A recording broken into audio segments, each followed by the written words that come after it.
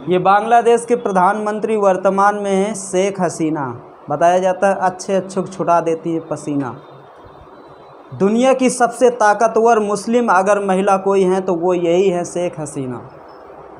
और आज ये इतना ताकतवर है, इसके पीछे की कहानी अगर आप सुनोगे ना तो आप रो दोगे। आप यही कहोगे कि इतना संघर्ष करने के बाद इन्हें ये कुर्सी हासिल हुई, और आप यही सोचोगे कि यार ये तो नामुमकिन था, ये मुमकिन कैसे हो गया। बहुत ही दिलचस्प कहानी है शेख हसीना की। तो शुरू करते हैं। बताया जाता है कि 1971 में जब भारत और पाकिस्तान का युद्ध होता है तो उस युद्ध में मुख्य भूमिका अगर बांग्लादेश की तरफ से अगर किसी की थी तो शेख मुजीबुर रहमान साहब की थी। ये हैं, और ये शेख हसीना के पिताजी हैं। ये शेख हसीना और ये इनके पिताजी शेख मुजीबुर रहमान।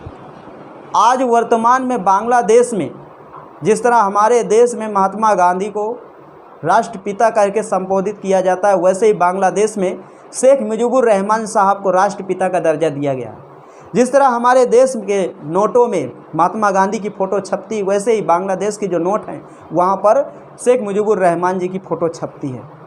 ये भी बताया जाता है कि शेख मुजीबुर रहमान ने बांग्लादेश बनाने में बहुत बड़ी भूमिका अदा की। अगर शेख मुजीबुर रहमान ना होते तो शायद आज बांग्लादेश नहीं बन पाता, लेकिन अगर भारत ना होता तो भी बांग्लादेश नहीं बन पाता, क्योंकि भारत बांग्लादेश की काफ़ी ज़्यादा मदद किया था। 1971 का युद्ध हुआ, युद्ध बांग्लादेश के पक्ष में गया, युद्ध बांग्लादेश जीत गया। भारत ने फुल सहयोग दिया। उस समय हमारे देश में कांग्रेस की सरकार थी, इंदिरा गांधी प्रधानमंत्री थी।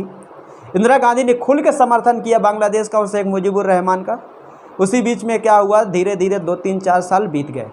शेख मुजीबुर रहमान को बांग्लादेश का प्रेसिडेंट चुना गया, प्रधानमंत्री नहीं, राष्ट्रपति। और उसी बीच में क्या होता है कि 15 अगस्त 1975 को एक बहुत भयानक रात ये थी शेख मुजीबुर रहमान के सामने। शेख मुजीबुर रहमान ढाका में अपने बंगले में थे।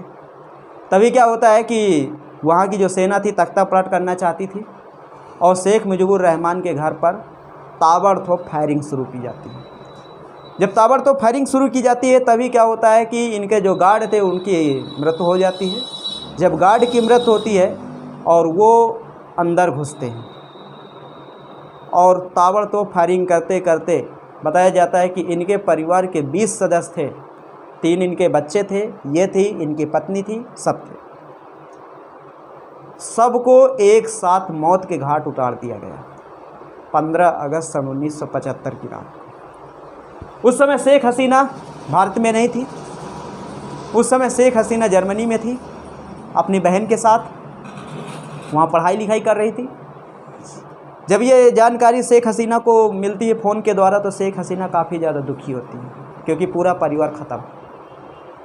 शेख हसीना आने का विचार करती है कि मैं बांग्लादेश जाऊंगी।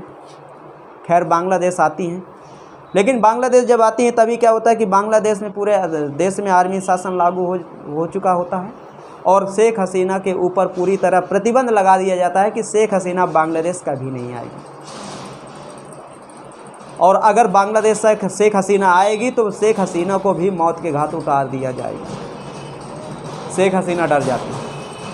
जब शेख हसीना डर जाती है तो बताया जाता है कि शेख हसीना सीधा फ़ोन करती है भारत के प्रधानमंत्री इंदिरा गांधी के पास। और जब भारत के प्रधानमंत्री इंदिरा गांधी के पास फ़ोन करती हैं तभी क्या होता है कि इंदिरा गांधी शेख हसीना से कहती हैं ठीक है आप आइए, भारत आपका स्वागत करता है।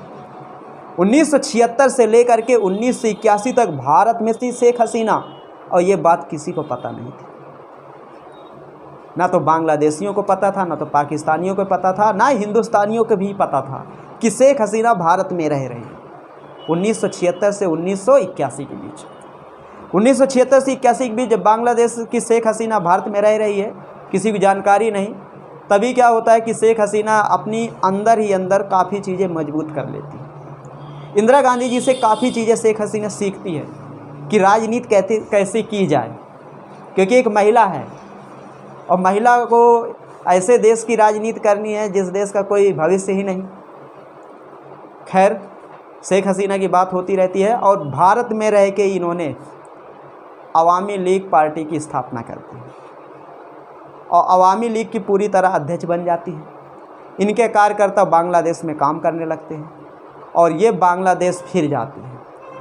जैसे ही बांग्लादेश जाती है, ढाका इंटरनेशनल एयरपोर्ट के सामने जितनी टाइम देखती हैं भीड़ के ऊपर भीड़, लोगों के ऊपर लोग खड़े हुए हैं शेख हसीना के स्वागत के लिए।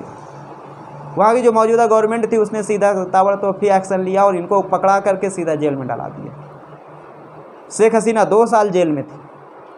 उसके बाद फिर इंटरनेशनल प्रेशर पड़ने लगा बांग्लादेश के ऊपर कि आप चुनाव कराइए, क्योंकि आपको देश बना दिए गए तो आप चुनाव तो कराइए। खैर किसी तरह चुनाव होता है और शेख हसीना के जो आवामी लीग पार्टी थी वो 100 सीट हासिल करती है। जब 100 सीट हासिल करती है तो 100 सीट में काम चलने वाला नहीं था, क्योंकि बांग्लादेश में 300 सीटें हैं लोकसभा की। तभी क्या होता है कि शेख हसीना ये निश्चय करती है कि एक काम करें, हम विपक्ष में बैठेंगे। विपक्ष में बैठती हैं। धीरे धीरे फिर इनको क्या किया जाता है कि ये थोड़ा विरोध करने लगती है, फिर इनको उठा के जेल में बंद कर दिया जाता है। 1996 में जब चुनाव होता है बांग्लादेश में तो ये प्रधानमंत्री चुनी जाती है। और जब ये प्रधानमंत्री बांग्लादेश की चुनी जाती है, उसी बीच में क्या होता है कि षड्यंत्र के द्वारा इनको त्यागपत्र देना पड़ता है और उसके बाद इनको फिर जेल में बंद कर दिया जाता है। और बताया जाता है कि उस समय शेख हसीना पूरी तरह टूट जाती है, क्योंकि जेल बाहर, जेल अंदर, बाहर, जेल अंदर, बाहर, कब तक चलेगा। लेकिन हिम्मत नहीं हारती। बाद में जब बांग्लादेश में दोबारा इलेक्शन होता है 2009 में जब इलेक्शन होता तो फिर उसके बाद शेख हसीना की जो पार्टी थी अवामी लीग पूरी तरह पूर्ण बहुमत से सरकार बनाती। और मैं आपको बता दूं, आज तक 2009 से शेख हसीना की ही सरकार बांग्लादेश में पूर्ण बहुमत से। और इसीलिए कहा जाता है कि शेख हसीना दुनिया की सबसे ताकतवर मुस्लिम महिलाओं में से एक है।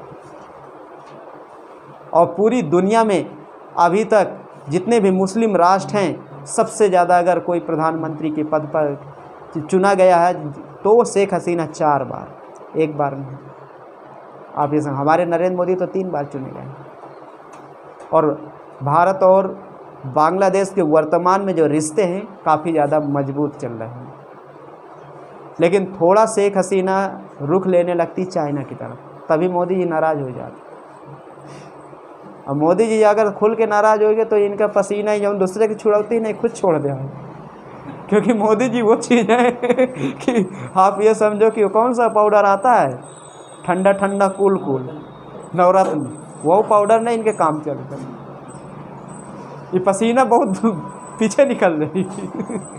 लेकिन फिर भी अभी हमारे देश में जब प्रधानमंत्री का शपथ ग्रहण था तो हमारे प्रधानमंत्री इनको आमंत्रित किए थे और ये आई थी शेख हसीना। तो ये शेख हसीना की छोटी सी कहानी है।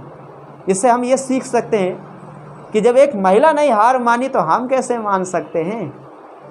नहीं मान सकते। वो कितनी बार जेल गई, जेल जाने के बाद यहाँ तक कि देश छोड़ा दिया गया, दूसरे देश में शरण ली और धीरे धीरे कहाँ कहाँ घूमी टहली, उसके बाद फिर अपने देश में पूरी मजबूती के साथ सत्ता पर चला रही है इस समय। समझे? ये है शेख हसीना। इनको हर कोई नॉर्मल समझता होगा, नॉर्मल नहीं है। अब बताओ, इतने संघर्ष करने के बाद इतना संघर्ष ज़्यादा कौन करेगा? अब हम ये क्या कह सकते हैं कि इनको विरासत में राजनीति मिली है? नहीं कह सकते। इनका तो सब कुछ खत्म हो गया था। जिसने इनको पाला पोसा, जब वही खत्म हो गया तो पार्टी कहाँ गई होगी? अपने दम पर पूरी पार्टी तैयार करने के बाद आप पूरे जोश के साथ बांग्लादेश में पूर्ण बहुमत से सरकार चला रहे हैं शेख हसीना। ये हमारे देश के पड़ोसी देश के प्रधानमंत्री शेख हसीना की छोटी सी कहानी।